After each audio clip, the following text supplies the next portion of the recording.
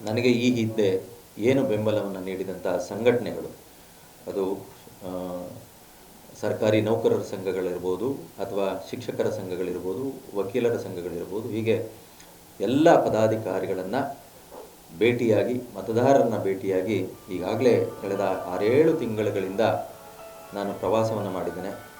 ಉತ್ತಮವಾದಂತಹ ಪ್ರತಿಕ್ರಿಯೆ ಎಲ್ಲ ಪದವೀಧರರಿಂದ ನನಗೆ ಸಿಕ್ಕಿದೆ. ಆ ನಿಟ್ಟಿನಲ್ಲಿ ಶಿವಮೊಗ್ಗ ಜಿಲ್ಲೆಯ ಎಲ್ಲ ಪದವೀಧರರ ಬಂಧುಗಳಲ್ಲಿ ನಾನು ವಿನಂತಿಯನ್ನು ಮಾಡ್ತೇನೆ, ಒಮ್ಮೆ ಅವಕಾಶವನ್ನು ನನಗೆ ನೀಡಿ ನೋಡಿ. ಇದರ ಬದಲಾವಣೆ ಏನು, ಈ ಕ್ಷೇತ್ರದಲ್ಲಿ ಏನೇನೆಲ್ಲ ಕೆಲಸ ಮಾಡಬಹುದು ಅನ್ನತಕ್ಕಂಥದ್ದನ್ನು ಮಾಡಿ ತೋರಿಸ್ತೇನೆ. ಕೇವಲ ನನ್ನ ಪಾಂಪ್ಲೆಟ್ಗಳಲ್ಲಿ ಅಥವಾ ಪತ್ರಿಕಾಗೋಷ್ಠಿಗಳಲ್ಲಿ ಅಥವಾ ನಾನು ನಿಮ್ಮನ್ನು ಮನವೊಲಿಸುವ ವಿಡಿಯೋಗಳಲ್ಲಿ ನಾನು ಮಾತು ಕೊಡೋದಕ್ಕಿಂತ ಅವಕಾಶವನ್ನು ಕೊಟ್ಟರೆ ನಾನು ಕೆಲಸವನ್ನು ಮಾಡಿ ತೋರಿಸ್ತೇನೆ ಅಂತಕ್ಕಂತಹ ಮಾತನ್ನು ಈ ಸಂದರ್ಭದಲ್ಲಿ ನಾನು ಹೇಳೋದಕ್ಕೆ ಇಚ್ಛೆಪಡ್ತೇನೆ.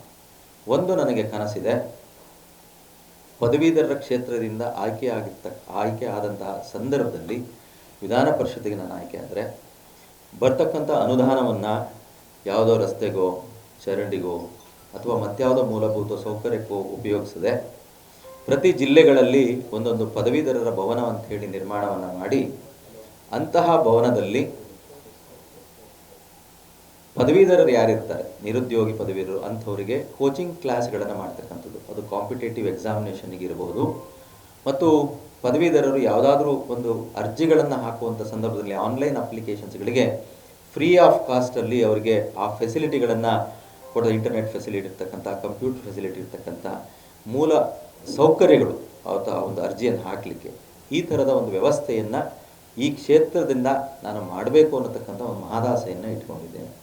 ಹಾಗಾಗಿ ಪ್ರತಿಯೊಬ್ಬ ಪದವೀಧರರಲ್ಲಿ ಮನವಿಯನ್ನು ಮಾಡ್ತೇನೆ, ಈ ಬಾರಿ ನನ್ನನ್ನು ವಿಧಾನ ಪರಿಷತ್ತಿಗೆ ಆಯ್ಕೆ ಮಾಡ್ತಕ್ಕಂಥ ಒಂದು ಜವಾಬ್ದಾರಿ ಪದವೀಧರರಲ್ಲಿದೆ. ನೀವು ಆ ಕೆಲಸವನ್ನು ಮಾಡಿ ನಿಮ್ಮ ಋಣವನ್ನು ನಾನು ತೀರಿಸ್ತೇನೆ ಅನ್ನತಕ್ಕಂಥ ಒಂದು ಮಾತನ್ನು ಈ ಸಂದರ್ಭದಲ್ಲಿ ನಾನು ಹೇಳೋದಕ್ಕೆ ಇಚ್ಛೆಪಡ್ತೇನೆ.